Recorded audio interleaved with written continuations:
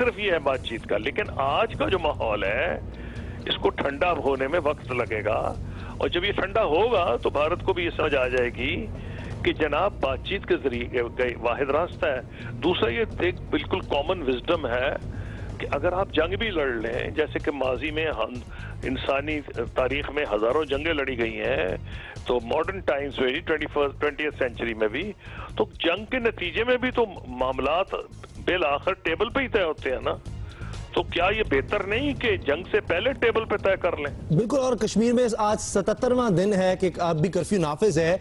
अब ये बात वज़ीर आज़म ने भी कही है जनरल असेंबली में, तो इसके बाद अब सिफारती सतह पर पाकिस्तान को क्या करने की जरूरत है? देखिए, पहली बात तो यह कि फुल टाइम फॉरेन मिनिस्टर होना चाहिए, और प्राइम मिनिस्टर साहब ने खुद पोर्टफोलियो रख लिया है। उनके पास कतन टाइम नहीं है कि वो फॉरेन ऑफिस को अटेंड कर सके। मुझे पता है कितनी फाइलें मैं अपने घर लेके जाया करता था। ये तो ऐसा टाइम है, टाइम जोन्स का इतना फर्क है कि रात के 12 बजे मुझे फोनें आ जाती थी, क्योंकि उन दूसरे मुल्कों में दिन चढ़ा होता था। प्राइम मिनिस्टर के पास कहां से इतना टाइम है? नंबर 2, सरताज अजीज साहब की मैं इज्जत करता हूं, लेकिन उन्होंने ताकत कोई नहीं दी। खुद अपने पास पोर्टफोलियो रखा है, और फॉरेन ऑफिस में भी उनकी इनिशिएटिव लेने पे पाबंदी इस तरह हो गई है कि वो फॉरेन ऑफिस के भी इंचार्ज नहीं लगते, क्योंकि फातमी साहब जो प्राइम मिनिस्टर के स्पेशल असिस्टेंट हैं, उनको उन्होंने फॉरेन ऑफिस में बिठाया है। अगर प्राइम मिनिस्टर साहब को दरकार है कि उनको स्पेशल असिस्टेंट हों फातमी साहब, जो कि बड़े एक्सपीरियंस डिप्लोमेट है, तो उनको प्राइम मिनिस्टर हाउस में बिठाएं। उनको वहां क्यों इसलिए बिठा दिया फॉरेन ऑफिस में?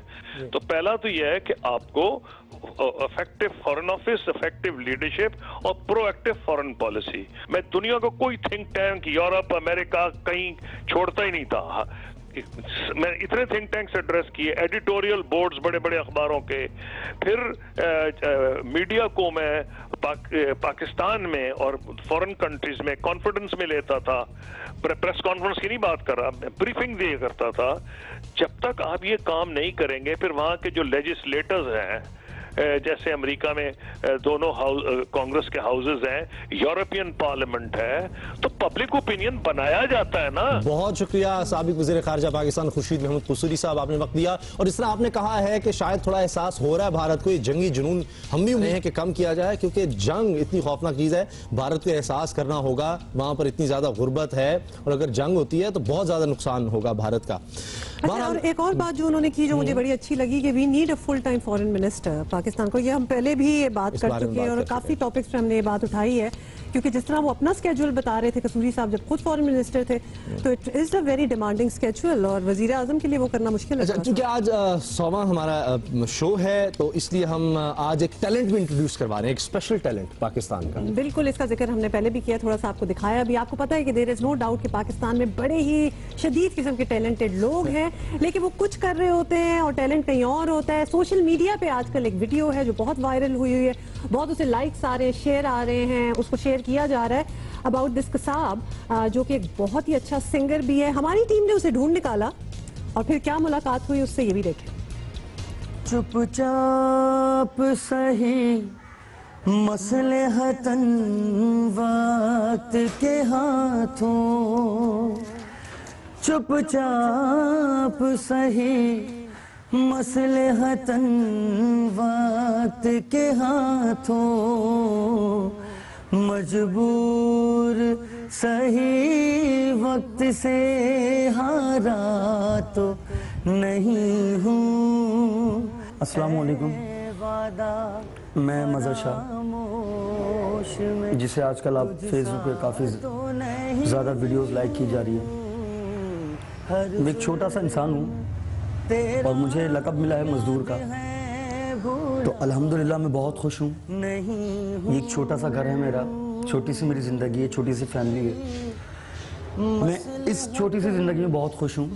बस एक ख्वाहिश है मेरी कि मैं एक सिंगर बनना चाहता हूँ मैं। जैसा आपने मेरा एक गाना देखा था सोशल मीडिया पे, सज्जाद अली का, साहिल पे खड़े, मुझे उम्मीद नहीं थी कि अल्लाह पाक मुझे इस मुकाम पे लाके खड़ा कर देगा। है वादा फरामोश में तुझ सा तो नहीं हूँ, हर जुल्म तेरा याद है भूला तो नहीं हूँ। बस मैं आप लोगों से गुजारिश करता हूँ कि प्लीज़ प्लीज़ प्लीज़ मुझे आगे पहुँचाएं। मेरी आवाज़ अच्छी है अल्हम्दुलिल्लाह और अच्छा गाता हूँ मैं। आया कहाँ से ये हौसला रे ओरे पिया है ओरे पिया। बेसिकली मैं कसाई हूँ, कुरैशी हूँ। गोश्त का मेरा कारोबार है, छोटा सा कारोबार है, कोई ज़्यादा कारोबार भी नहीं है और अपना भी नहीं है किसी के पास। मैं काम करता हूँ। बस मैं आप लोगों से गुजारिश करता हूँ कि प्लीज़ प्लीज़ प्लीज़ मुझ जैसे अच्छे टैलेंट को आगे करें। और बस फिलहाल मैं यही बोलूँगा और कुछ नहीं बोल सकता। साजिश में शामिल सारा जहां है, हर जर्रे जर्रे की ये इल्तिजा है और पिया है और पिया। आई एम स्पीचलेस, मेरे से बात नहीं होगी। अनबिलीवेबल। और उनका ये कहना कि उनको चांस दिया जाए आगे। प्लीज जो म्यूजिक प्रोड्यूस करते हैं, जो बनाते हैं, who are looking for talent, मतलब इससे बेहतर टैलेंट आपको क्या मिलेगा? नाकाबिले यकीन है। हमने थोड़ी सी कोशिश की, हम भी साथ साथ गुनगुना रहे थे, कुछ हम भी निकल सकते हैं। पहले तो मैं जो सोच रहा था मैं भूल गया हूँ कि इनको आप कुर्बानी जब कर रहे हो, अगली कुर्बानी बकरीद पर, तो इनको बुलाएं और आपकी ईद दुबाला हो जाएगी कि गोश्त भी अच्छा बन रहा होगा और सुर भी कमाल सुनने को मिल रहे होंगे। लेकिन नहीं, ये इससे भी आगे की चीज है। मजहर साहब ये चाहते भी है, मतलब डिजायर है, उसको पता है। मजहर शाह इनका नाम है और इनको पता है कि ये बड़े टैलेंटेड है। He knew it and no doubt about it. लिहाजा जो हमारा शो देख रहे हैं, एनीबॉडी कैन गिव जितना अच्छा राहत का उन्होंने गाना गाया, राहत फतेह अली, उस्ताद राहत फतेह अली का और सजाद अली शाह, दोनों बहुत अच्छे सिंगर हैं, बहुत अच्छा गाते हैं। उन दोनों को गाना गाना कोई आसान काम नहीं है। मुझे लगता है वो दोनों इनको फोन करेंगे और बुलाएंगे कि भाई तुम मेरी तरफ आ रहे हो। और अगर आप इनको इन टच आप नहीं, ऑब्वियसली बड़ा मुश्किलों से हमने भी इनको ढूंढा है, तो हमें लिखें राइट टू अस और हम आपकी मीटिंग कराएंगे। अच्छा, आज चूंकि 100th एपिसोड है, 100वां शो है, तो इसमें कुछ बहुत सी स्पेशल चीजें आपको हम दिखा रहे हैं। स्पेशल गेस्ट भी हमारे साथ होंगे। तो पाकिस्तान की और एक अच्छी बात हम आपको दिखाने लगे हैं। लियारी के इलाके से एक खास चीज हम ढूंढ के लाए हैं। हाँ, तो आप जरा बता भी देना कि आपको पता है कि लियारी जो है वो कराची का बहुत ही पुराना इलाका है और बहुत सी चीजों के लिए वो मशहूर भी है। पहले तो बड़ा एक गढ़ ऑफ कल्चर होता था, वहाँ बड़ी बॉक्सिंग के स्टार्स निकले हैं, फुटबॉल के स्टार्स वहाँ से निकले हैं। फिर कुछ गैंग वॉर्स और इस किस्म की चीजें वहाँ स्टार्ट हो गई, तो थोड़ी सी लोगों को खौफ आता था वहाँ जाने से। लेकिन वहाँ एक होटल है, 60 साल पुराना होटल है, इसका नाम है मलबारी होटल। तो वो बड़ी उसके पास हिस्ट्री भी है, उस पर हमने एक छोटी सी रिपोर्ट बनाई है। और ये किसने बनाई है? तला हाशमी ने। हमारे खुसूसी नुमाइंदे हैं, जरा ये देखिए।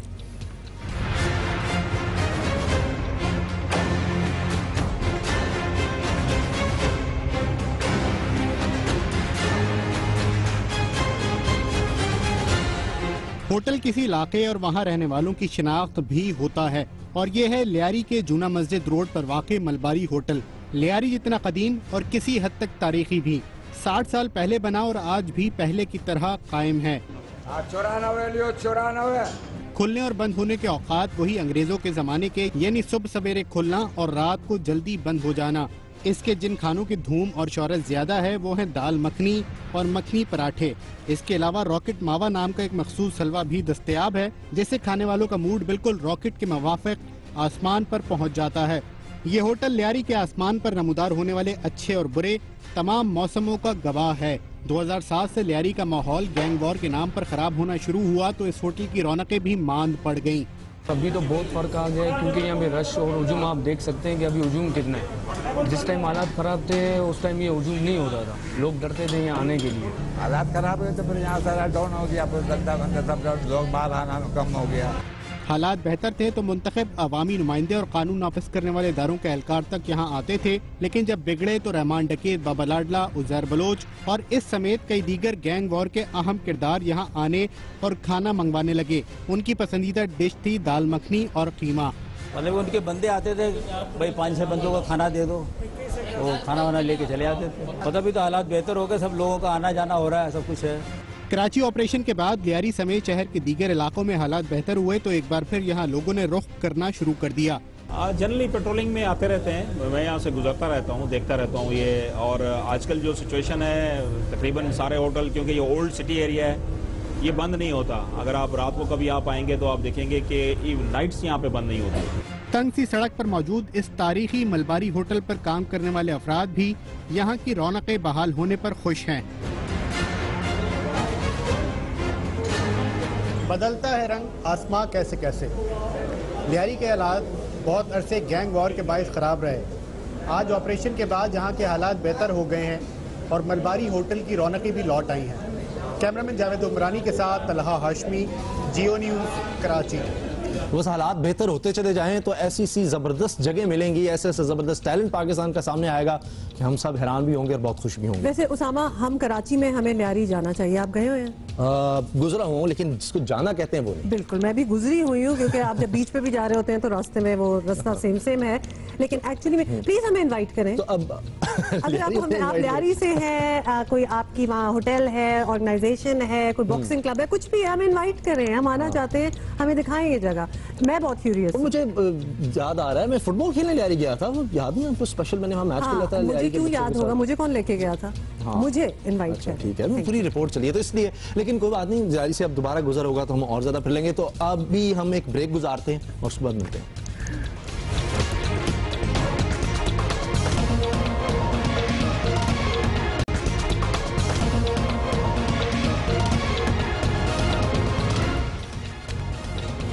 हमारी एक और टॉप स्टोरी, एमक्यूएम लंदन और एमक्यूएम पाकिस्तान के अरकान असेंबली आमने सामने हैं। एमक्यूएम लंदन कह रही है इस्तीफे दिए जाएं, एमक्यूएम पाकिस्तान इनकार कर रही है। तनाव और रस्साकशी में मुसलसल इजाफा होता चला जा रहा है। इस बारे में हम आपको बताएं, बुध के रोज मुत्तहिदा कौमी मिंट लंदन के नदीम नुसरत ने सेनेटर्स, अरकान पार्लियामेंट और अरकान सूबाई असेंबली से कहा था कि अगर बानी से मुकम्मल लाताल्लुकी करनी है तो अपनी नशिस्तों से इस्तीफे दिए जाएं। सिंध असेंबली में बानी एमक्यूएम के खिलाफ मजम्मती करारदाद भी नदीम नुसरत को एक आंख ना भाई। करारदाद को शर्मनाक करार देते हुए मुत्तहिदा का तंजीमी ढांचा और तमाम शोबाजात भी तहलील कर दिए।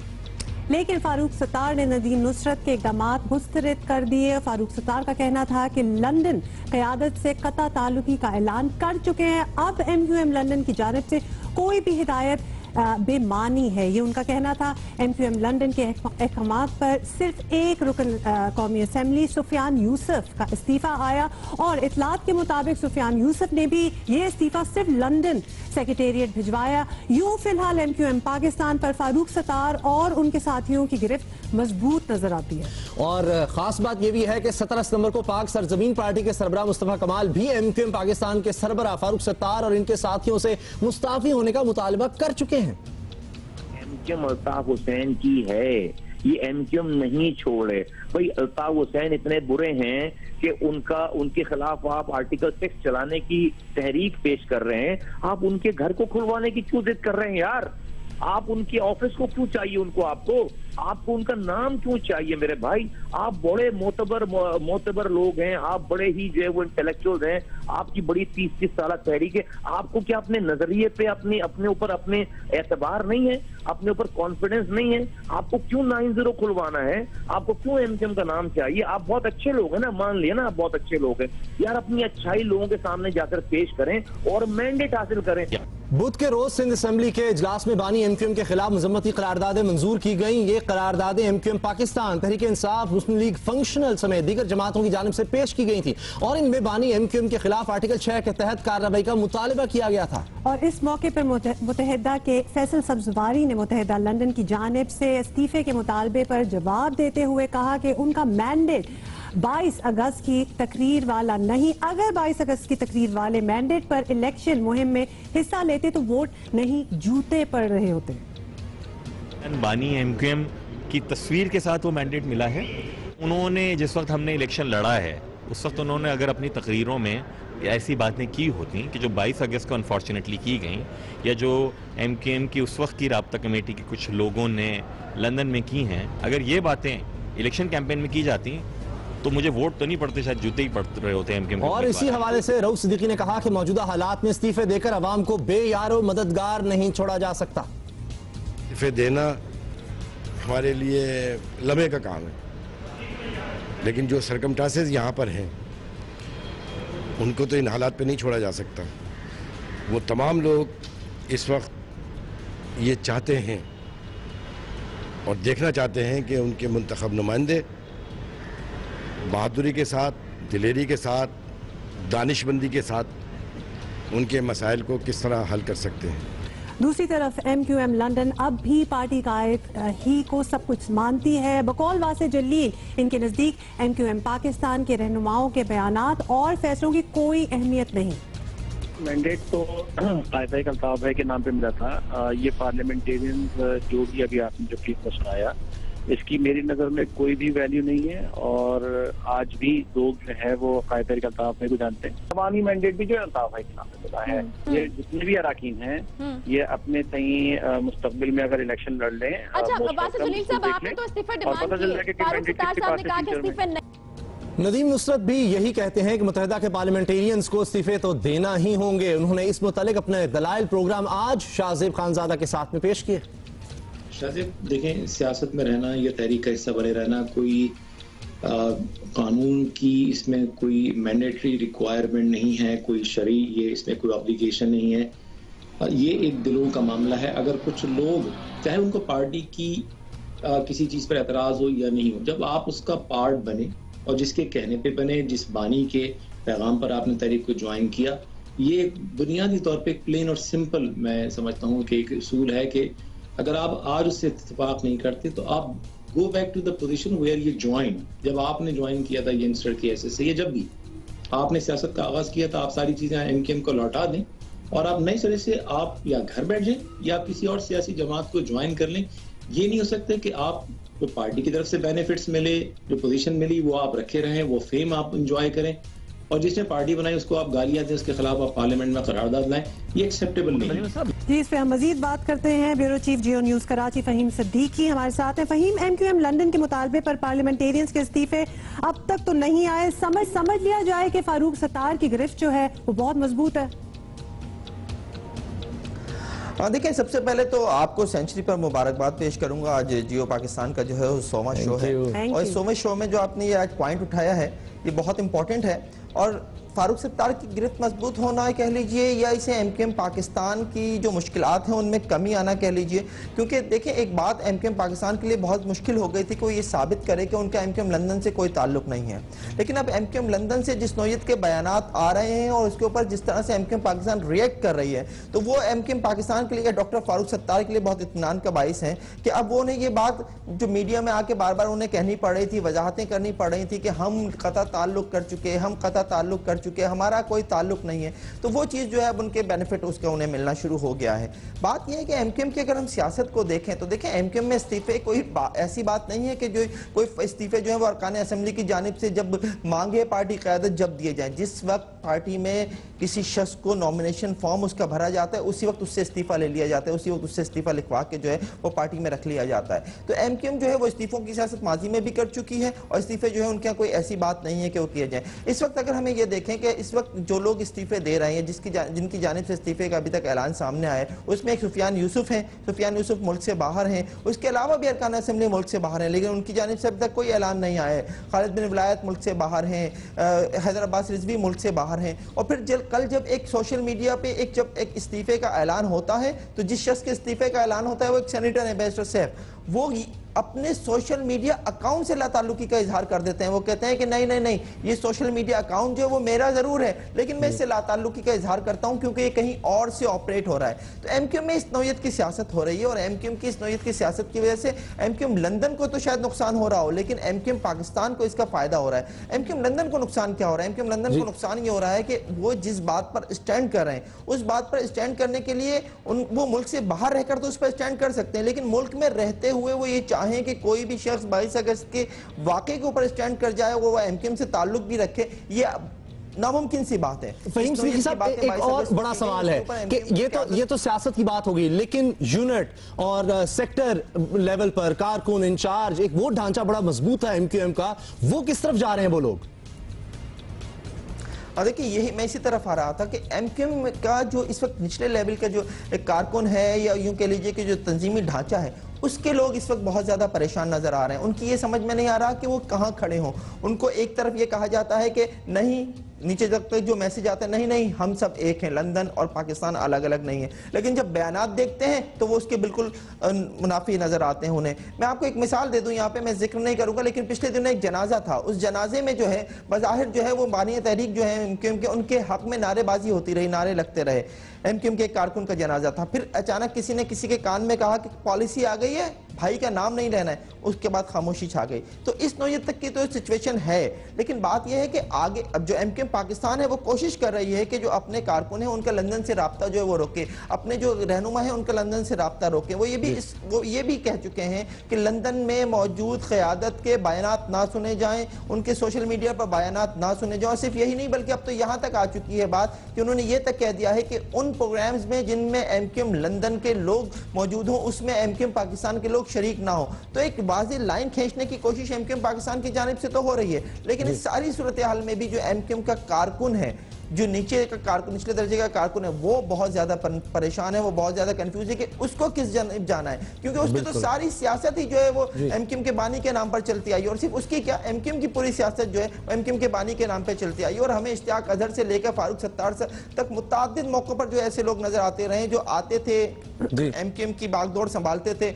और फिर जो है वो पीछे चले जाते थे। अपना ओपिनियन दें, और आपने क्या फील किया है कि अगर शहर में अमूमी तौर पर माहौल क्या आप देख रहे हैं कि एमक्यूएम को -1 के तौर पर कबूल कर लिया है? मैं समझता हूं कि अभी ऐसा नहीं हुआ, ऐसा होने में टाइम लगेगा, अगर ऐसा होना भी है किसी स्टेज पे जाके, क्योंकि मुझे फिर कहीं ना कहीं ये चीज़ नज़र आती है, जैसे कि मैंने अभी एक जनाजे की सूरत हाल का जिक्र किया, मुझे कहीं ना कहीं ये चीज़ फिर भी फील होती है कि राब्ते हैं और इन राब्तों को जो है वो एक कह लीजिए कि वक्ती तौर पर जो उन्हें काटा जा रहा है, लेकिन ऐसा मुमकिन नहीं है। एमक्यूएम की मैं फिर कहूँगा कि पूरी सियासत जो है वो बानी एमक्यूएम के गिर्द घूमती आई है और उसके नाम पर ये लोग वोट लेते रहे हैं। माजी में ये बात बहुत ज़्यादा मुश्किल होगी कि आप इलेक्शन में जाएं और बानी एमक्यूएम के नाम के बगैर जो है वो वोट लेने की कोशिश करें, क्योंकि इस तरह से तो और भी पार्टीज जो है वो शहर में वो वोट लेती रही हैं, इलेक्शन में हिस्सा लेती रही हैं, लेकिन उनको वो जीत नहीं मिलती रही, वो फतह नहीं मिलती रही। जो बड़ा इम्तिहान होगा 2018 में जब जनरल इलेक्शन होंगे तो पता चलेगा कौन कहां खड़ा है। बहुत बहुत शुक्रिया फहीम सिद्दीकी साहब, ब्यूरो चीफ जियो न्यूज कराची, आपने दिया और बड़े जबरदस्त तरीके से सारी जो इस वक्त सूरत हाल है वो उन्होंने हमें बता दिया कि क्या हो रहा है। अच्छा, हमने शुरू में बात की पाकिस्तान के टैलेंट की, अब दुनिया के टैलेंट पर आ जाते हैं। कैसे कैसा दुनिया में? एक तो दुनिया में ऑब्वियसली बहुत शदीद किस्म का टैलेंट है, और वो टैलेंट जो है वो शोकेस भी होता है through reality shows, reality TV पे बहुत शदीद टैलेंट बाद में पूछूंगा आपसे। क्या मतलब शदीद टैलेंट आप क्यों कह रहे हैं? आप बहुत ज्यादा टैलेंट। अच्छा ठीक है, गलत कह दिया, क्या कहना चाहिए था? समझ आ गई है ना आप लोगों को मैं क्या कह रही हूँ। उसामा हमेशा समझते हैं मैंने कुछ गलत कहा। ओ वेल, सारी इन्होंने मेरा थॉट प्रोसेस खराब कर दिया। ये टैलेंट देखे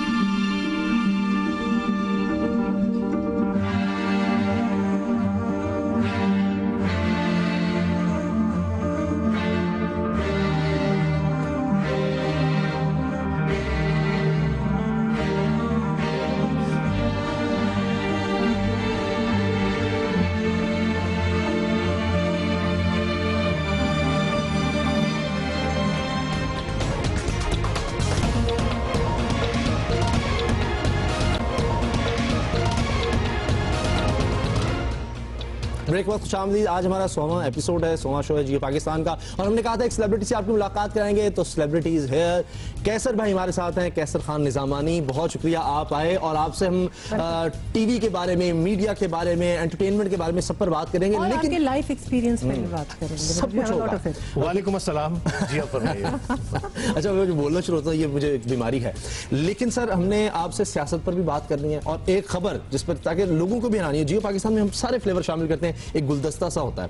तो एक खबर पर हमने आपसे बात करनी है और वो खबर हम पहले आपको बता दें कि आज के बारे में हम एक खास खबर शामिल करें। बदउनवानी और करप्शन के खात्मे के लिए कानून साजी खैबर पख्तूनख्वा बाजी ले गया। खैबर पख्तूनख्वा की असम्बली ने पीर के रोज बदउनवानी के खात्मे के लिए करप्शन पर से पर्दा उठाने वाले whistle blower and vigilance commission bill साल 2015 मंजूर कर लिया है। कानून के तहत कोई शख्स करप्शन, गैर कानूनी काम, नाइंसाफी, आम आदमी की जिंदगी को खतरे की निशानदेही करता है तो इत्तला दहिंदा की जिंदगी और मफादात का तहफ्फुज़ किया जाएगा। विसल ब्लोअर एक्ट के तहत एक विजिलेंस कमीशन तश्कील दिया जा रहा है जो बशमूल चेयरमैन 3 मेंबरान पर मुश्तमिल होगा, जिसकी सरबराही हाई कोर्ट के रिटायर्ड जज करेंगे।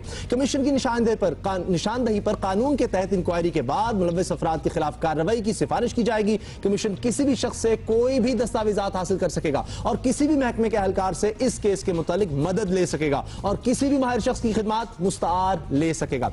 मुफाद आमा के किसी भी इंकशाफ पर इब्तदाई इंक्वायरी होगी और ठोस शहादतों की मौजूदगी के बाद अगर जरूरी हुआ तो बाज़ाब्ता इंक्वायरी होगी। विसल ब्लोअर्स को इंकशाफ की सूरत में रिकवरी और जुर्माने की 30% रकम के अलावा तौसीफी सर्टिफिकेट भी से भी नवाजा जाएगा।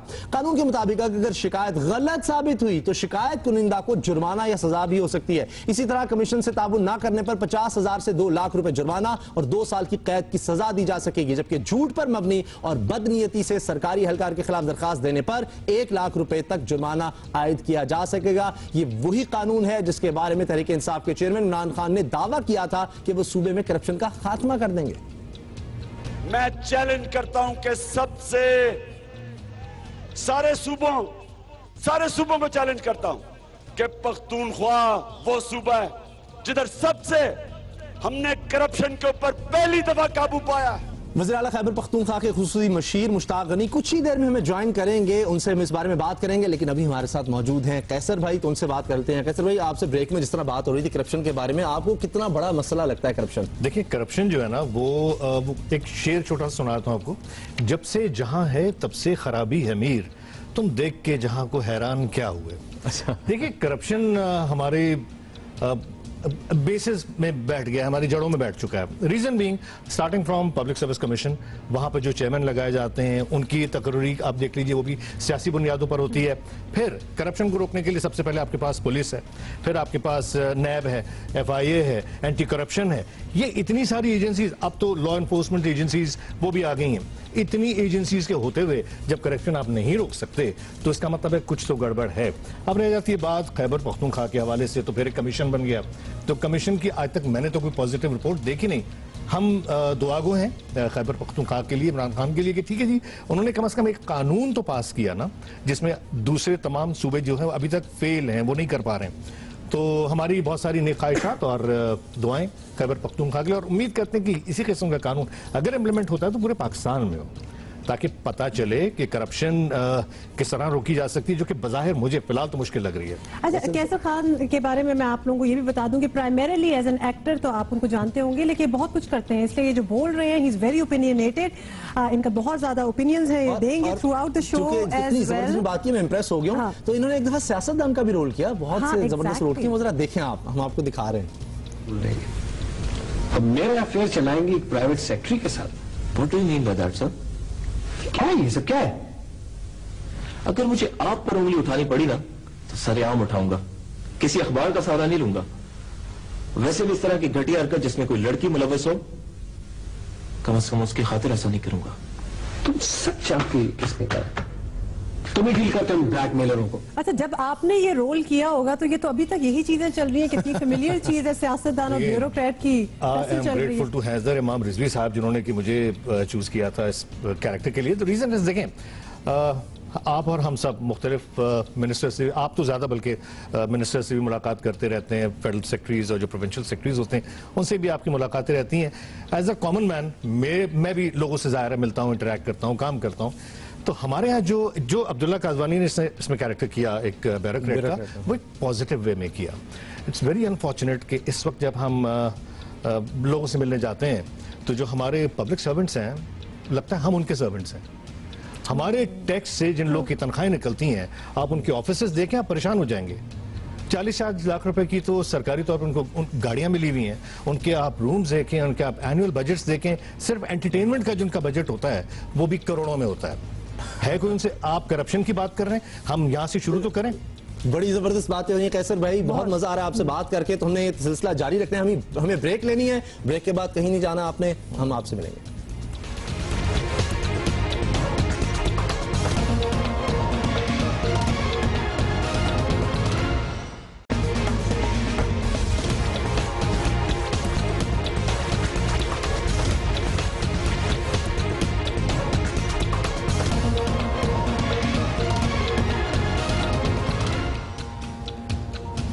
Welcome back. और अगर आपने अभी हमें ज्वाइन किया तो आज हम अपनी 100th एपिसोड जो है उसको भी ऑब्जर्व कर रहे हैं। सेलिब्रेशन तो खैर हमारी क्या होगी, लेकिन कैसर भाई हमारे साथ है तो सेलिब्रेशन भी हमारी बन ही गई है। 100th एपिसोड माशाल्लाह, आप लोगों को बहुत बहुत मुबारक। Thank you very much. 100 episodes 100 episodes जी आज हमने कंप्लीट किए हैं, आज बल्कि 100वां है। बिल्कुल, लेकिन बहुत सी बातें होनी है। सबसे पहले टॉप स्टोरीज।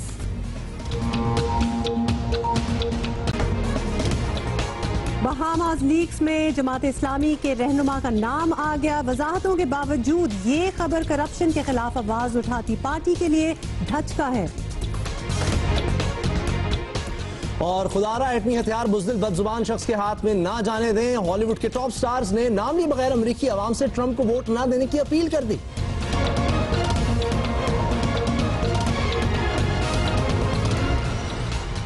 अभी ऑपोजिशन लीडर खुर्शीद शाह साहब मीडिया से बात कर रहे हैं, आइए देखते हैं।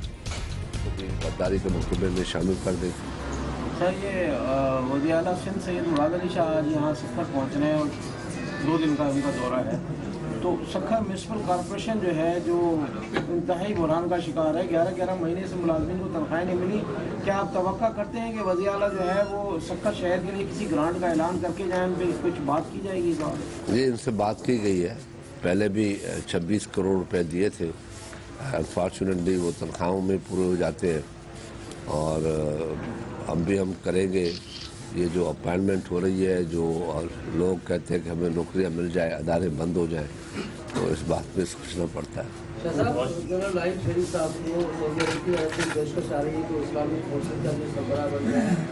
पाकिस्तान में भी मुलाकातों का सिलसिला शुरू की फील्ड मार्शल का तो कोई कंसेप्ट अभी नहीं है और तोसी की भी उसको ज़रूरत नहीं है। उसने इस मुल्क में बहुत बड़ी इज्जत कमाई है नेचुरली, मगर वो ये ज़रूर चाहेगा कि जो उसने कुछ किया है उसको हम संभाल सकें, हम उसको प्रोटेक्ट कर सकें, उसकी कंटिन्यू कर सकें, ये उसकी ख्वाहिश ज़रूर होगी। Thank you sir, thank you very much. कौमी असम्बली में अपोजिशन लीडर पाकिस्तान पीपल्स पार्टी के सीनियर रहनुमा मीडिया से बात कर रहे थे और हर तरह के सवालों के उन्होंने जवाब दिए हैं। खासतौर पर जो इस वक्त भारत में जिस तरह की बातें हो रही हैं उस पर उन्होंने कहा कि खुदा न खास्ता जंग हुई तो दोनों मुल्कों के मफाद में नहीं है। और पनामा लीक्स का उन्होंने कहा कि एक हकीकत है और इसको कोई झुटला नहीं सकता। इमरान खान का एहतजाज तहरीक इंसाफ का अंदरूनी मामला है। और आखिर में उन्होंने आर्मी चीफ की एक्सटेंशन पर बात की। उन्होंने कहा कि आर्मी चीफ जनरल चीफ ने बहुत इज्जत कमाई है और जिस तरह वो पहले कह चुके हैं कि वो वक्त पर रिटायर होंगे तो उससे उनकी इज्जत में और इजाफा होगा। बहरहाल इस बारे में हम आगे भी बात करते रहेंगे। हमारे साथ कैसर भाई मौजूद हैं और हम इनसे बहुत सी बातें करें। सियासत पर तो हमारी बात हो गई है, टीवी पर आते हैं। टीवी एक छोटा सा सवाल मेरे जहन में आ रहा है, सॉरी आपसे मैं थोड़ा सा एक जनरल को तो आप रिटायरमेंट के लिए अभी से परेशान है कि वो रिटायरमेंट हो जाए या पॉलिटिशियन की रिटायरमेंट की कोई एज होनी चाहिए कि नहीं?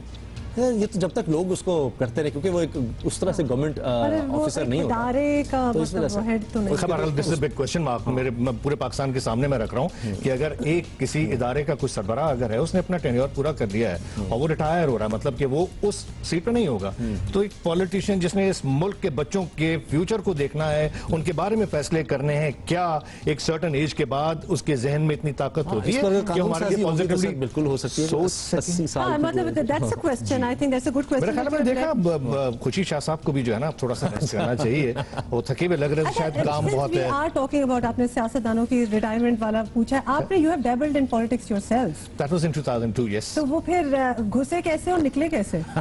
देखिए, once a politician is always a politician, that may be very clear. अच्छा, निकलना या एंटर होना ये कोई वो नहीं होती। तो आप लोग है ना टीवी वाले, आपने हर पाकिस्तानी को पॉलिटिशियन बना दिया। क्यों? कि आप हर वो इनसाइड स्टोरी निकाल के ले आते हैं जो कि एक कॉमन मैन को नहीं पता होती। जैसे मैं घर जाता हूं तो instead of watching entertainment programmes, सबसे पहले बैठ के मैं टीवी चैनल देखूंगा कि जी क्या हो रहा है। हम जब पाकिस्तानी स्विच करते हैं, आई मीन चैनल से स्विच करते हैं, फिर इंटरनेशनल मीडिया पे चले जाते हैं, तो वहां देखते हैं कि हिलेरी क्या कर रही हैं, डोनाल्ड ट्रंप के साथ क्या हो रहा है, ठीक है, अमेरिका में जो शूटिंग्स हो रही हैं ब्लैक्स के साथ वो क्यों हो रही हैं, अफ्रीका में क्या हो रहा है, मलाला कहाँ है, मलाला यहाँ छोड़ के अफ्रीका में जाके वहाँ पे स्कूल खोल के बैठी हुई हैं, कि बहुत सारी चीज़ें होती हैं जो कि समझने में मुझ जैसे कम अक्ल आदमी के लिए थोड़ा मुश्किल हो जाता है, लेकिन मुझे उसमें एंटरटेनमेंट मिलती है कि यार ठीक है कि ये क्या हो रहा है, ये क्या हो रहा है, क्या हो रहा है। और अच्छा, आपको उसमें एंटरटेनमेंट मिलती है, लेकिन एंटरटेनमेंट में क्या एंटरटेनमेंट मिलती है, क्योंकि आपने हमें बड़ा एंटरटेन किया है। देखिए हमारे यहाँ जो टेलीविजन है ना, आज का जो टेलीविजन है वो किसी male member of the family के लिए नहीं है, खवातीन के लिए।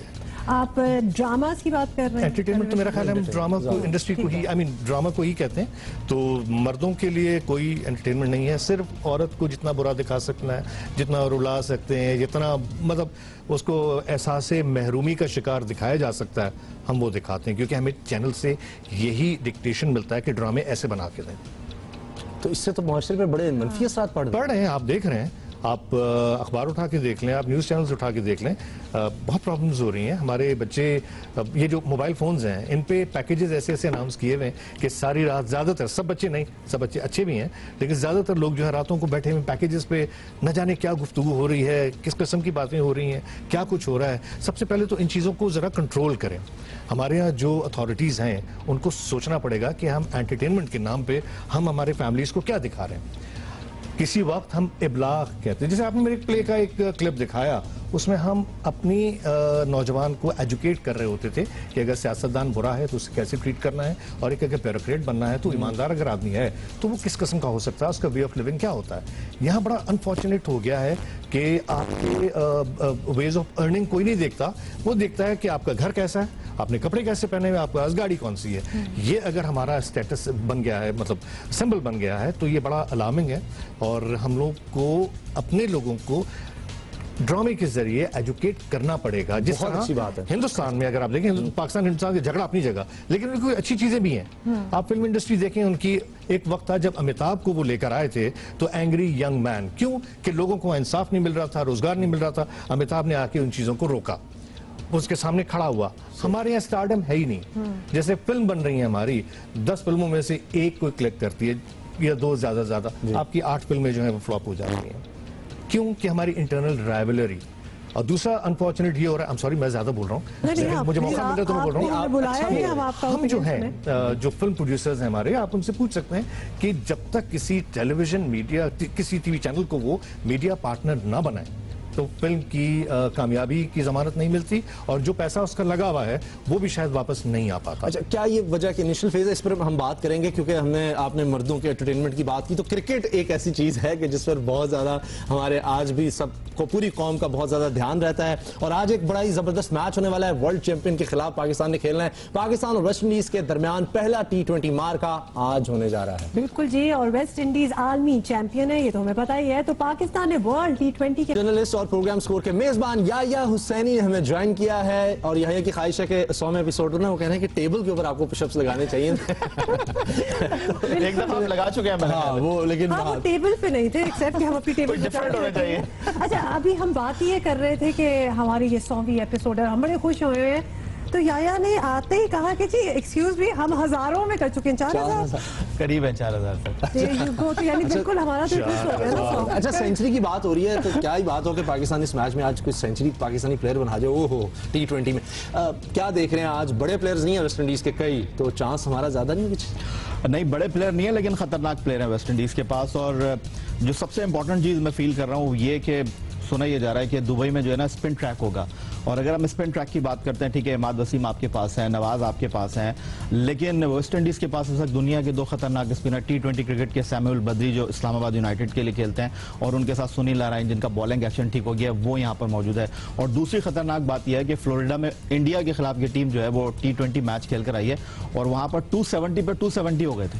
तो आप इससे अंदाजा कर लें कि किसी भी तरह वेस्ट इंडीज आसान टीम नहीं है। और सबसे इंपॉर्टेंट बात यह है कि वेस्ट इंडीज वर्ल्ड चैंपियन है इस फॉर्मेट के क्रिकेट की। तो हमने जो सेमीफाइनलिस्ट बल्कि फाइनलिस्ट इंग्लैंड, उसको भी हमने हराया, तो हमारे भी चांस थे। बिल्कुल आपने ठीक कहा, और उनको उनके घर में आपने हराया। लेकिन उसामा, मैं चूंकि मैनचेस्टर में मौजूद था, मुझे तो लग ही नहीं रहा था कि हम इंग्लैंड में खेल रहे हैं। हर तरफ से पाकिस्तान के परचम थे, और मैच के बाद तो ऐसा लग रहा था कि हम पाकिस्तान में घूम रहे हैं। एब्सोल्युटली। तो आज खेल हम जरूर रहे मैच, लेकिन सरफराज के लिए बड़ा इंपॉर्टेंट मैच है, क्योंकि सरफराज कह चुके हैं कि जी बड़े खिलाड़ियों से ये क्रिकेट नहीं जीती जाती। और अगर वेस्ट इंडीज की टीम में हम देखें, जो उनके वर्ल्ड चैंपियन कैप्टन थे डैरेन सेमी, उन्होंने उनको हटा के ब्रेथवेट को टीम का कप्तान बनाया है, जिन्होंने अमेजिंगली जो इनको चैंपियन बनाया, 4 गेंदों पर 4 छक्के लगा के चैंपियन बनाया था। On the other side Chris Gayle इनके लिए अवेलेबल नहीं है। लेकिन इन तमाम बातों से हटकर मेरा ख्याल है कि अच्छी क्रिकेट हमें देखने को मिली। हमारे स्टार्स कौन है, आपने कह दिया उनके दोस्त। प्लान क्या है, करना क्या है? प्लान तो सीधा सा है कि अच्छी क्रिकेट खेलनी है, और जो थोड़ी सी आदादो शुमार को मैं ज्यादा फोकस करता हूँ। लास्ट मैच हमारा जो इनके साथ हुआ, इन्होंने 160 किए थे 2 साल पहले, और हमारी टीम 100 भी नहीं कर पाई थी। 82 पे पाकिस्तान की टीम आउट हो गई थी। लेकिन अच्छा साइन दिया कि उमर अकमल वापस आ रहे हैं, जो इस क्रिकेट के अच्छे प्लेयर हैं, और उनकी टीम में वापसी हो रही है। पाकिस्तान टीम बड़े नामों के बगैर अपने आप को बड़ा बनाने की जरूर कोशिश कर रही है। कैसर भाई, ये देखने हमारे क्रिकेट के भी इतने बड़े स्टार्स हैं, आपका फेवरेट कोई? सच्ची बताऊंगा तो बहुत सारे लोगों को बुरा लगेगा, मुझे इमरान खान पसंद है। अच्छा, नहीं इसमें मैं बहुत सारे लोग, मतलब मैं एज ए क्रिकेटर बिल्कुल भी सारे उनको पसंद करते हैं। उसका जो बॉलिंग एक्शन था, हम लोग कोशिश करते हैं कि हम उस तरीके से बॉल कराएं, और कई बार हम कामयाब भी हो जाते हैं। लेकिन बहरहाल वो आइकॉन है इमरान खान, जावेद मियांदाद, जहीर अब्बास, आसिफ इकबाल। और आजकल सच्ची बताऊं, मुझे ज्यादातर प्लेयर्स के नाम भी नहीं पता। अच्छा, you don't watch cricket anymore? नहीं, हुआ ये कि जब पैसा लगना शुरू हो गया था ना क्रिकेट में, हम सब बैठते थे, आर्ट काउंसिल में बैठते थे, बड़ी बड़ी स्क्रीन लगा के बैठते थे हम लोग कि यार पाकिस्तान का मैच आ रहा है। जब हम देखते थे कि जानबूझ, और कोई ना कोई हमारे साथ बैठता था, एक तो वो बताते थे कि अब जो है ना बॉल मिस हो जाएगी, अब ये नो बॉल होगी, और वही हो रहा होता था। मतलब इस हद तक इसके अंदर जुआ शामिल हो गया था, पैसा शामिल हो गया था कि मतलब हम हारते थे ज्यादातर। तब से इंटरेस्ट बहुत सारे लोगों, मुझ समेत बहुत सारे लोगों का लूज हुआ होगा। लेकिन अब हम दुआ गो हैं कि पाकिस्तान टीम वापस अपना वो। आखिरी सवाल है, क्या सीरीज में आपकी प्रेडिक्शन? उसामा, इतना आसान नहीं होगा पाकिस्तान के लिए। 3 मैचों की सीरीज है, आज एक मैच है और कल दूसरा मैच होगा। उस 2 दिन के वक्फे के बाद हम तीसरा मैच खेल रहे हैं। मेरा ख्याल है कि पाकिस्तान टीम को ये अच्छा मौका मिला है कि पाकिस्तान टीम जो है वो सीरीज में अपने पॉइंट्स की तादाद को अच्छा करे। वर्ल्ड चैंपियन को हम हराएंगे तो हम 7वें नंबर पर मौजूद है। वेस्ट इंडीज जो है वो टॉप टीम है, तो हमारे अच्छे चांसेस हैं। अच्छे खिलाड़ी आपको टीम में मिल रहे हैं, लेकिन सरफराज को जितना हमने इस वक्त ऊपर उठा के रखा हुआ है, तो सरफराज के लिए भी बहुत इंपॉर्टेंट है अपने आप को उस जगह पर रखने के लिए इस सीरीज में कामयाबी हासिल। बहुत शुक्रिया आप आए, और मुझे उम्मीद है कि जीत के बाद भी हम आपसे बात करेंगे। अच्छा, इंटरनेट कंपनी याहू ने इंकशाफ किया है कि 2014 में कंपनी के 50 करोड़ सार्फिन का डाटा चोरी हो गया था। इसे तारीख का सबसे बड़ा साइबर ब्रीच कहा जा रहा है। जी बिल्कुल, सोचे जरा, वहां से भी चीजें चोरी होती हैं, और वैसे तो होती हैं।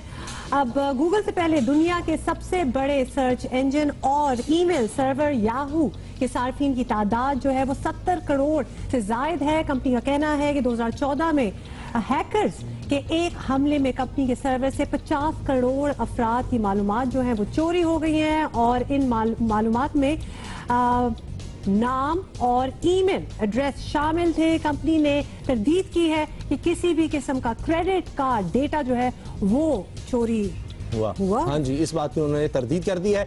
FBI ने भी तस्दीक की है कि इस वाक़े की तफ्तीश की जा रही है। इस साल जुलाई में होने वाले $5 अरब के सौदे के बाद याहू अमेरिकी टेलीकॉम कंपनी की मलकियत बन चुकी है। वेरिज़ोन कंपनी की अब हाँ जी कंपनी बन चुकी है याहू। और देखें, इसलिए हम कहते हैं कि बड़ी एहतियात करने की जरूरत है। और उस दिन हमारे भी एक बात बताई थी, और वो अब बड़ी सोशल मीडिया मैंने देखा है कि इवन मार्क ज़करबर्ग, फेसबुक के मालिक, वो भी उन्होंने कैमरे पर भी टेप लगाई होती है, फिर देखे ना। तो ये बड़ा कुछ ईमेल, और हमने इस पर बाकायदा प्रोग्राम भी शुरू में किए थे कि किस तरह आप महफूज रहें। हमने हमेशा इंटरनेट सिक्योरिटी की बात की है, उन्होंने हमेशा यही एडवाइस की है कि आप अपनी सिक्योरिटी खुद करें, अपनी बहुत सी चीजें ना डालें, अपनी इंफॉर्मेशन ना डालें, और ये क्रेडिट कार्ड नंबर वगैरह तो बिल्कुल ही ना यूज करें। अच्छा कैसर भाई, आपसे ऐसे लगता है कि किसी भी मौजू पर हम बात कर सकते हैं, तो ये अब सोशल मीडिया, इंटरनेट, इससे इंडस्ट्री पे कितना फर्क पड़ा है? टेलीविजन इंडस्ट्री पे? इंडस्ट्री नहीं है, टेलीविजन इंडस्ट्री नहीं है, फॉर गॉड सेक।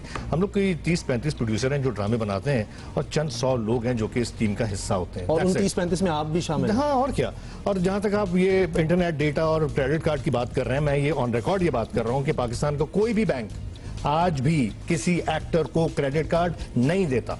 अच्छा, ये आपने बड़ी मेरे दिल में ये बात लगी है, टीवी वालों को भी मुश्किल है। एक्टर्स की बात कर रहा हूँ, मतलब हम ये इंडस्ट्री है अगर, तो यार बड़े अफसोस की बात है। मतलब मैं अगर एक फॉर्म भरूं जिसमें मैं प्रोफेशनल क्रेडिट कार्ड नहीं, मेरे पास नहीं है। आपने कोशिश ही नहीं की? मैंने की थी कोशिश, लेकिन मुझे नहीं दिया क्योंकि आप एक्टर हैं।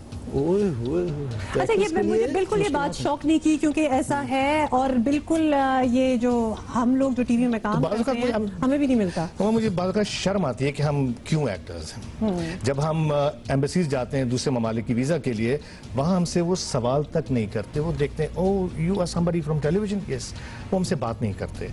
हमारे ही मुल्क में हमारे साथ इतना डिस्क्रिमिनेशन क्यों होता है? बहुत बड़ा सवाल है। अच्छा, करप्शन की जिस तरह हमने आपसे तो बात कर ली, मुश्ताक गनी साहब ने हमें ज्वाइन कर लिया है, खुसूसी मुशीर हैं वज़ीर आला खैबर पख्तूनख्वा के, उनसे हम बात करते हैं। पहले तो आपको मैं मुबारकबाद दे देता हूं कि आप एक कानून लेकर आए हैं, बहुत अच्छी बात है। करप्शन को खत्म करने के लिए इमरान खान का वादा था, अब 1.5 साल रह गए अगले इलेक्शन में। मुश्ताक गनी साहब, करप्शन के खिलाफ कानून बनाने पर आपकी हुकूमत को सराहा तो जा रहा है, इस कानून पर अमल दरामद के लिए क्या कुछ कर रहे हैं आप? क्योंकि गवर्नमेंट की ये कमिटमेंट है कि हम में और पिछली हुकूमतों में एक बड़ा वाज़ेह फ़र्क होना चाहिए कि उनके दौर में करप्शन बामे अरूज थी और हमने करप्शन को जड़ से उखाड़ के फेंक दिया। अब इसकी इम्प्लीमेंटेशन जो है, हमने जो भी कानून पास किया है हमने उसको इम्प्लीमेंट किया है। तो अभी जैसे ही गवर्नर से सिग्नेचर होके आ जाता है, इसकी इम्प्लीमेंटेशन हो जाएगी सूबे के अंदर, और उसके ऊपर फिर सज़ा और जज़ा है। उसमें कमीशन में लोग रिपोर्ट दर्ज करवा सकते हैं, सीक्रेटली कराएं या सामने आके करवाएं, उनको तारीफी असनाद भी मिलेगी, 30% भी मिलेगा। और अगर कोई कमीशन को गलत इतला फराहम करता है, किसी के खिलाफ गलत कंप्लेंट करता है, गलत विसल ब्लो करता है, तो उसको भी जुर्माने की सजा इसमें शामिल है। जी, मुश्ताक गनी साहब, पख्तूनख्वा में तहरीक इंसाफ की हुकूमत करप्शन के खिलाफ बुनियादी एजेंडा लेकर आई थी। इस कानून के मंजूर होने में 3 साल का अरसा क्यों लग गया? हमने इन 3 साल के अरसे में कोई 100 से ज्यादा कानून साजी की है, डिफरेंट किस्म की, जो कि एक रिकॉर्ड है। शायद इस सूबे की तारीख में इतनी बड़ी कानून साजी किसी ने नहीं की, और इतनी कानून साजी हमारी अभी पाइपलाइन के अंदर है। इस कानून का भी, ये जो भी कानून पास होता है, एक तो हमने ये किया कि हमने कोई कानून असम्बली को बलडोज करके पास नहीं किया है। असम्बली में अपोजिशन लीडरान या तमाम MPs को ऑन बोर्ड लिया गया है। अगर वो कहते हैं कि जिसको सिलेक्ट कमेटी में भेजे, तो हम सिलेक्ट कमेटी में भेज देते थे कि और डेलिब्रेशन हो और डिस्कशन हो जाए। तो ये कानून भी उसमें गया था सिलेक्ट कमेटी में, और अपोजिशन की मर्जी शामिल करके हमने उसको यूनानी मसले किया है। इसलिए कवानीन साजी में गनी साहब, जिस तरह कैसर भाई भी बात कर रहे थे, पहले इतने इदारे मौजूद हैं करप्शन के खात्मे के लिए, पुलिस, FIA, एंटी करप्शन, नैब, वो इदारे खुद करप्शन शुरू कर देते हैं, तो उनमें बेहतरी लाने के लिए आप क्या कर रहे हैं? देखिए, वो इदारे अपनी जगह काम कर रहे हैं, और ये जो विसल ब्लोअर का कानून है, ये भी इनफैक्ट उन्हीं इदारों की मदद करना है।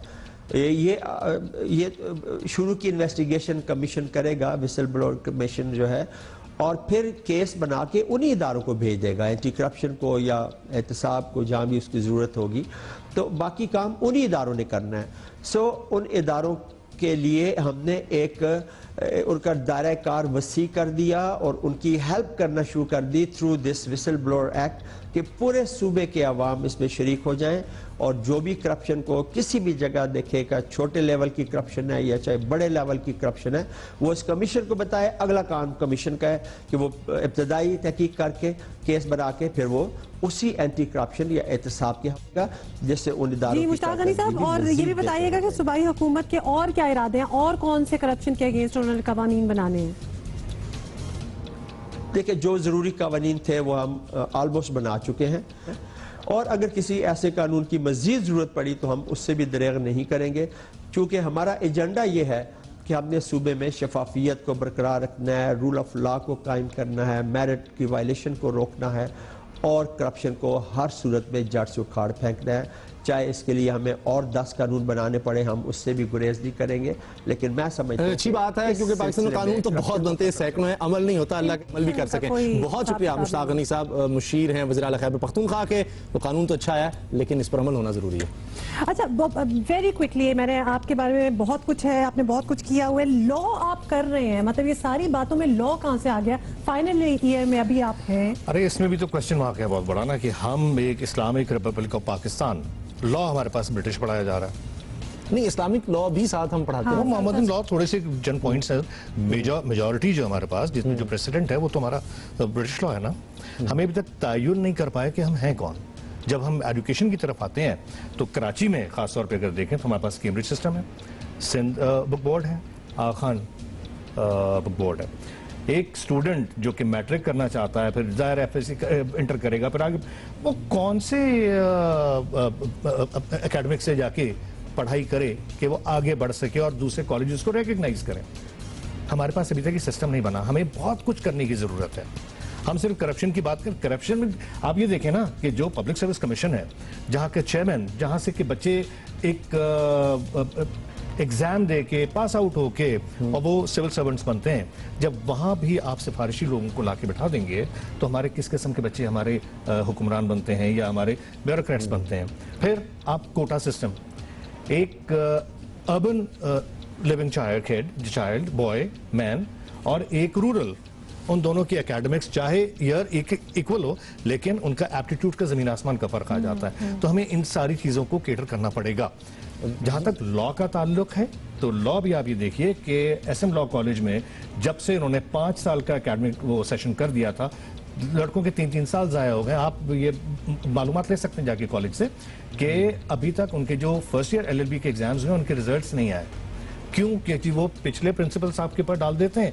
मतलब ये ब्लेम गेम चल रहा होता है हमारे सिस्टम के अंदर। प्लानिंग उस तरह से नहीं होती है। बज़ाहिर ये लगता है कि कुछ प्राइवेट सेक्टर के ऐसे कॉलेजेस जो मंजर आम पर अभी आए हैं, उनको अकोमोडेट करने के लिए, उनको oblige करने के लिए गवर्नमेंट जो हमारे पुराने इंस्टीट्यूशंस हैं उनका बेड़ा गर्क किया जाए। अच्छा, बहुत अच्छा लग रहा है आपसे बातें करके, बहुत सी और हमने बातें करनी है।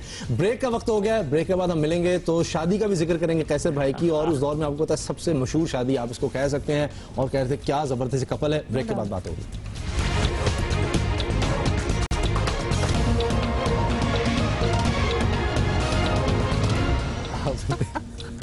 वेलकम बैक टू जियो पाकिस्तान। और उसामा जो है ही इज बीमिंग, क्योंकि कैसर भाई जो आज हमारे शो पे आए हैं, उन्होंने अनप्रोवोक्ड, पूछे बगैर उन्होंने उसामा को कह दिया तो आप तो बड़े अच्छे एक्टर बन सकते हैं। और जी उसामा को और क्या चाहिए? और मैं कह रही थी जिसका डर था वही बात हो गई। बिल्कुल। क्या मतलब इतना खुश शक्ल माशाल्लाह नौजवान है, व्हाई कांट ही एक्ट? कैसे भाई तो यहाँ बैठकर भी आप लोग प्लीज नहीं, हम ये नहीं स्टार्ट कर रहे, हम कर ही सकते हैं। बल्कि मैं जल्दी से 100वें एपिसोड पे मुझे देखिए कितना अच्छा तोहफा मिल गया। हाँ, बहुत अच्छा। यूसुफ साहब केक वेक होना चाहिए यहाँ पर। 100 एपिसोड आपके हो गए एनीवेज। वो मेरे सारे अपने बोलना स्टार्ट हो गए, लेकिन थोड़ी सी मेरा ख्याल है कि हम खबरें भी बता दें। और जी डोनाल्ड ट्रंप, ये अमेरिका के हवाले से खबर है, डोनाल्ड ट्रंप के सख्त बयानात और खतरनाक प्लान से अमेरिकी परेशान नजर आ रहे हैं। ये तो हम बात करते ही हैं। हॉलीवुड के अदाकार भी इनमें शामिल हैं और एक वीडियो में कुछ टॉप अदाकारों ने मिलकर नाम लिए बगैर अमेरिकी अवाम को पैगाम दिया है कि वो अपने वोट की ताकत से एक शख्स को इक़्तिदार में आने से रोके। ये उन्होंने किया। और ये कौन से अदाकार हैं सारे, मैं इनके नाम ले लेती हूँ जी। रॉबर्ट डाउनिंग जूनियर है, और कौन कौन है पहले आप देख लें। On Tuesday, November 8th, this country will make one of the most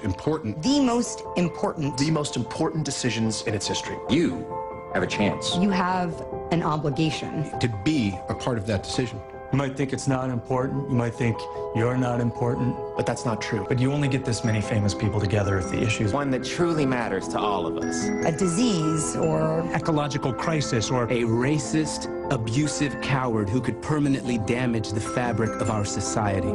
Do the math. Do we really want to give nuclear weapons to a man whose signature move is firing? Firing things?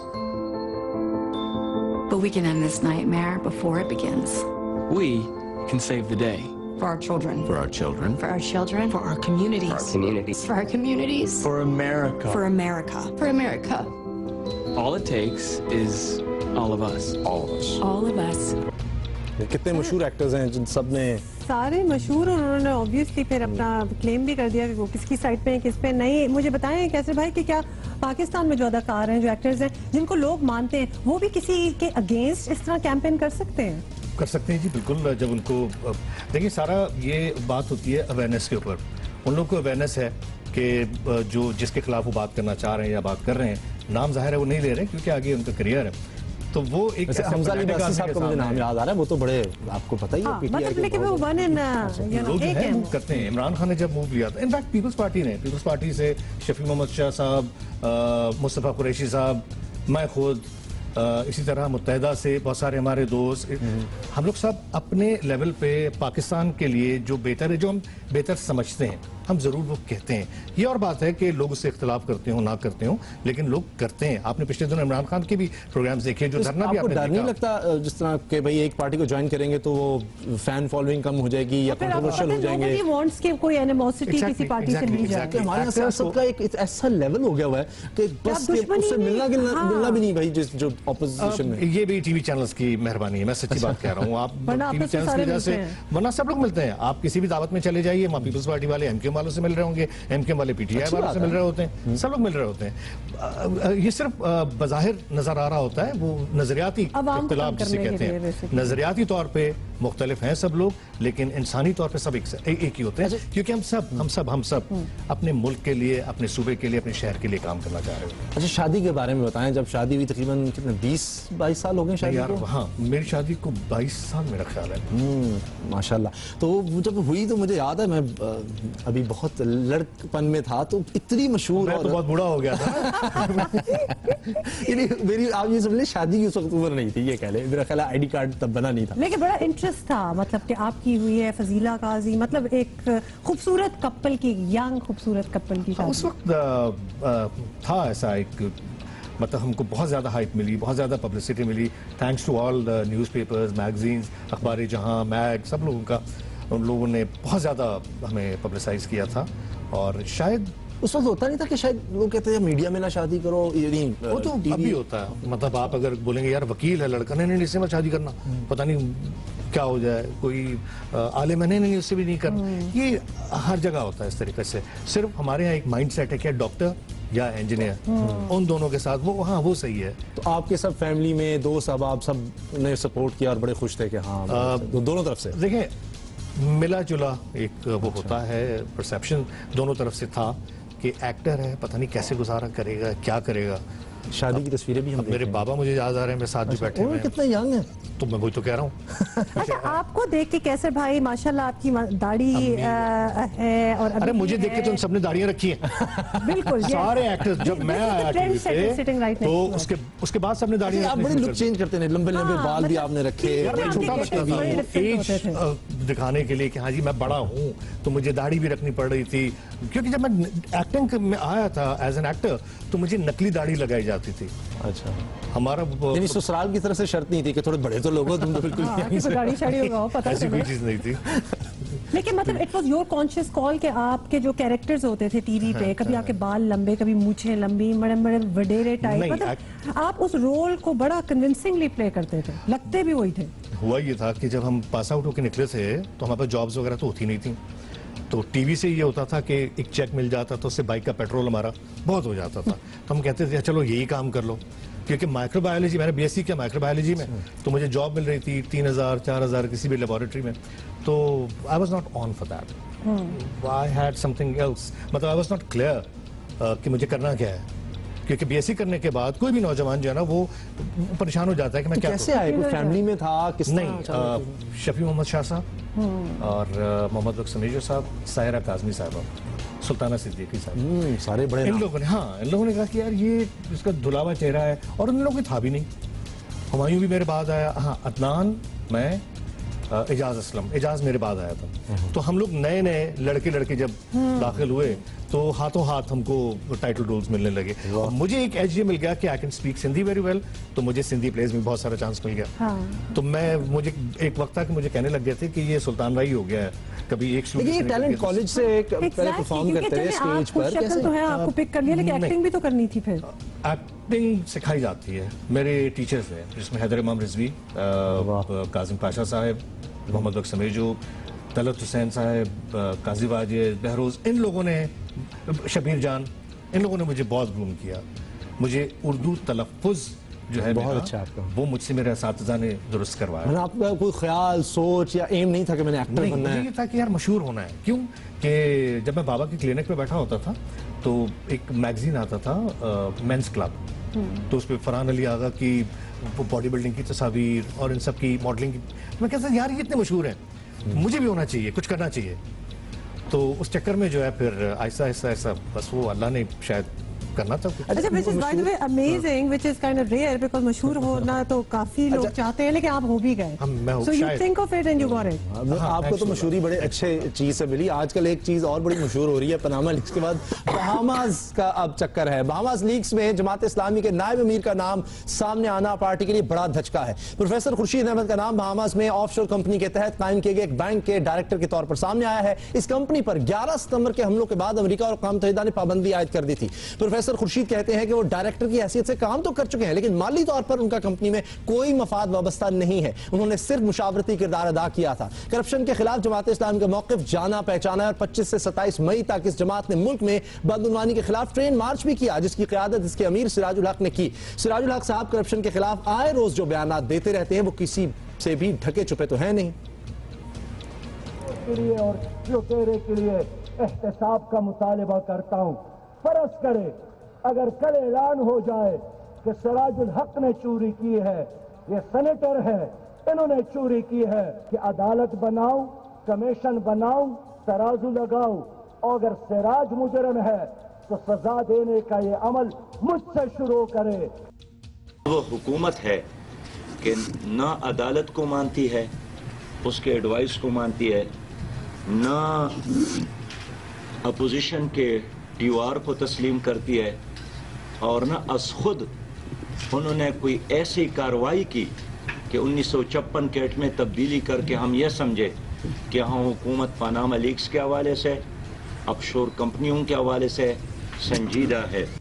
30 सितंबर को जमात इस्लामी पाकिस्तान का बहुत बड़ा जलसा आम होगा फैसलाबाद में, Panama leaks पे, और ये जो करप्शन है इसके खिलाफ, ये जो करप्ट सिस्टम है इसके खिलाफ, और आवाम के मसाइल पर। तमाम मई में भी इस्लामाबाद में कायम इंस्टीट्यूट ऑफ पॉलिसी स्टडीज की जमीन गैर कानूनी तरीके से फरोख्त करने का स्कैंडल सामने आया था, जिसे प्रोफेसर खुर्शीद अहमद ने कायम किया था। इन पर इल्जाम था कि उन्होंने जमीन की फरोख्त में कवायद का ख्याल न रखते हुए कैपिटल डेवलपमेंट अथॉरिटी को 40 करोड़ रुपए से ज्यादा का नुकसान पहुंचाया। प्रोफेसर खुर्शीद और जमात इस्लामी ने इस इल्जाम की भी सख्ती से तरदीद की थी।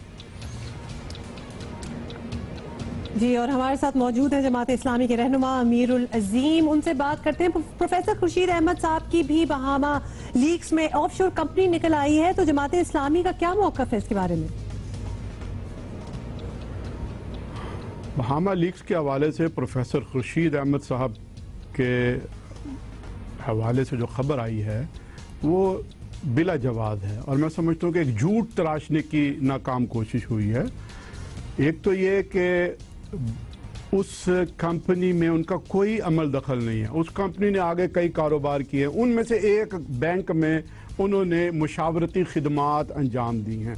तो गया उस बैंक में जो लोग भी अगर कोई अकाउंट होल्डर्स हैं या उससे कोई कर्ज लेते हैं, जो उसके साथ कारोबार करते हैं, तो उनका तो कंपनी के साथ कोई ताल्लुक नहीं है, और दुनिया भर में इस तरह का कोई जवाज़ कभी भी कहीं तस्लीम नहीं किया जाता। दूसरी बात यह है कि प्रोफेसर खुर्शीद अहमद साहब आलमी सतह के एक दानिश्वर हैं, और इस्लामिक इकनॉमिक्स पर उन्होंने बहुत ज़्यादा काम किया। दुनिया भर की बैंकों में, यूनिवर्सिटियों में, तहकीकी इदारों में बिला मुआवजा उन्होंने खिदमात अंजाम दी हैं, और इस बैंक के हवाले से भी उन्होंने बिल्कुल वाज़ेह किया कि इसमें मेरा एक पैसे का भी मफाद नहीं है। वो इस दर्जे के स्कॉलर हैं कि जब उन्हें शाह फैसल अवार्ड दिया गया, जिसके साथ एक बड़ी मालियाती रकम मौजूद थी और उन्होंने वो रकम अपने घर के लिए, अपने खानदान के लिए नहीं रखी, उसे भी रिसर्च और तहकीक और तालीम के इदारों को अमीरुल साहब लग रहा है कि इससे कोई नुकसान नहीं होगा इमेज को जमात इस्लामी के? मैं ये समझता हूँ कि ये जो प्रोफेसर खुर्शीद साहब के हवाले से इल्ज़ाम तराशी की है, बुनियादी तौर पे जमात इस्लामी को टारगेट करने की कोशिश की है। वो जो कहते हैं ना कि जिस हमाम में सारे नंगे हैं और बहुत सारे नंगे जो है, अब वो कोशिश कर रहे हैं कि जिनके कपड़े सही सलामत हैं उनके भी वो कपड़े उतारने की कोशिश करें। ये एक इस वक्त जो है वो तो क्या आप लोग, आपकी जमात जो है प्रोफेसर खुर्शीद से कोई वजाहत तलब करेगी? जहाँ तक जमात इस्लामी की तरफ से प्रोफेसर खुर्शीद साहब से कोई वजाहत तलब करना इसकी कोई ज़रूरत नहीं। मैं समझता हूँ कि प्रोफेसर खुर्शीद साहब ने अपनी हैसियत से हमेशा बढ़ चढ़ कर दीन के लिए, इस्लाम के लिए, पाकिस्तान के लिए अपनी खिदमात अंजाम दी हैं और हम उन्हें सैल्यूट। बहुत शुक्रिया अमीरुल अजीम साहब आपका। तो आपको लग रहा है जमात इस्लामी को इससे कोई फर्क नहीं पड़ने वाला बहामा लीग से? हम ब्रेक ले रहे हैं, ब्रेक के बाद मिलेंगे जियो पाकिस्तान में।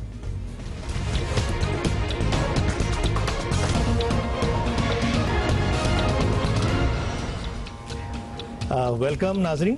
तहां के सवी किस्त में असी भलीकार चऊं था तहां के पैकेज ॾेखारियूं था त हिन जी 100 किस्तुनि में छा छा थियो आहे।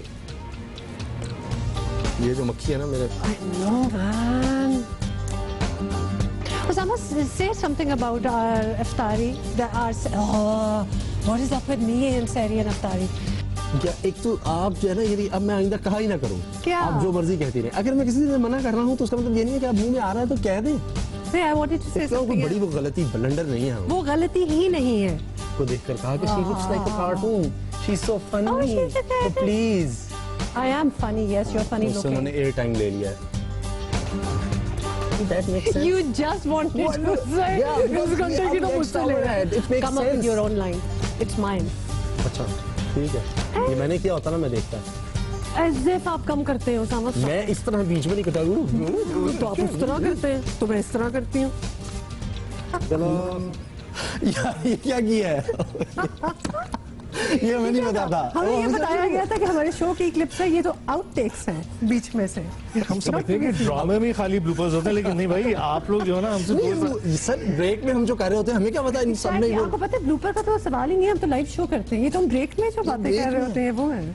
तो ये तो अभी कुछ बताई गई है ना, 100 एपिसोड में आप लोगों ने कितनी बातें की होंगी। अब हमें एहतियात करनी पड़ेगी। हाँ बहुत ज्यादा मुहतात रहना पड़ेगा। केयरफुल, ये तो हमारी टीम ही हमारे अगेंस्ट कुछ बोल गई। केक खिला नहीं रहे, आप ब्लूपर्स दिखा रहे हैं, बताओ यार। अच्छा कैसे भाई ने हमें बड़ी अच्छी बात कर दी है, सुन ली है ना दोनों ने? एक मिनट वो हमें ब्रेक में हमने जो एग्जैक्टली वही मैंने कहा, कैसे भाई ने हमें बड़ी एक अच्छी असा जो सभी किस्ते जो मेहमान आए कैसे भाई।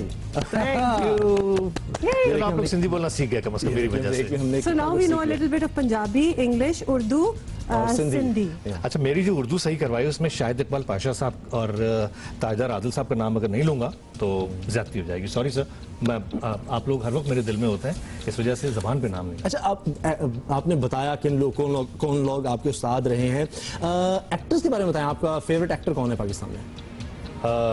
पुरानों में नए में दोनों में बता दो। यार जो अच्छा एक्टर, देखो सेलिब्रिटी होना, आइकॉन होना अलग चीज होती है, एक्टर होना अलग चीज है। तो जो सबसे अच्छा एक्टर जो मुझे वो है फैसल कुरैशी। वो सेलिब्रिटी भी है, नो डाउट, वो आइकॉन है यार, वो आइकॉन फिगर है। टाइम बड़ा कम है, बड़े एक्ट्रेसेस बहुत ही सारी अच्छी हैं। ये नहीं, ये क्या मतलब? अरे भाई वो नोच लेंगे ना जब वो, क्योंकि जो मर्द एक्टर होते हैं कैसे भाई सही बोला, थैंक यू यार, वो खत्म हो जाती है बात। दूसरे बारे बोलेंगे कोई बात नहीं, कैसे भाई हम मेहनत कर लेंगे।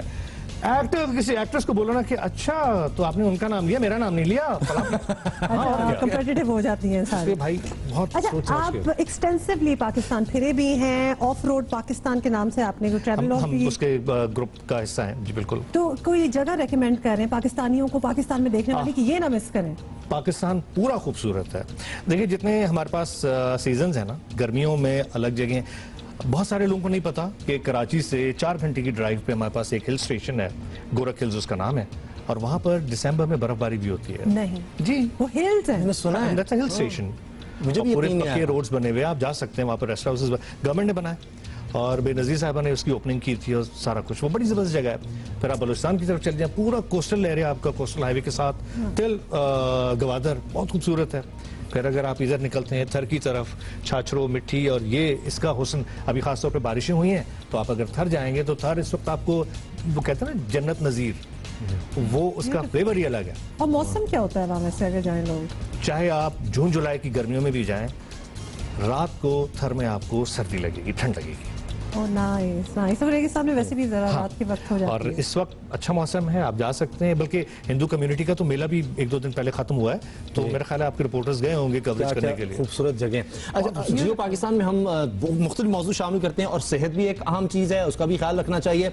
और उसके बारे में मैं आपको बताऊं कि एक जायजे के मुताबिक अक़वाम मुत्तहिदा के मुक़र्रर करदा सेहत के अहदाफ हासिल करने के मामले में 188 मुल्कों में पाकिस्तान का 149वां नंबर है। सेहत के 100% अहदाफ हासिल करने के 100 नंबर मुकर्रर थे, ताहम पाकिस्तान ने 38 नंबर हासिल किए। बांग्लादेश और मौरितानिया ने भी पाकिस्तान के बराबर नंबर हासिल किए, जबकि भारत के 6 नंबर ज्यादा थे। जायजे के मुताबिक ये बात सामने आई कि पाकिस्तान में खवातीन और बच्चों की सेहत के मामलात में पहले से बेहतरी आई है। खास तौर पर पैदाइश के वक्त बच्चों की अमवात और 5 साल की उम्र से कम बच्चों की शरह अमवात में खातिर खा कमी हुई है। इसी तरह मुल्क में खानदानी मनसूबाबंदी समेत सेहत की सहूलतों का दायरा कार बढ़ा है। जायजे के मुताबिक पाकिस्तान अक़वाम मुत्तहिदा के मुकर्रर करदा सेहत के अहदाफ की तरफ पेशरफ्त तो कर रहा है।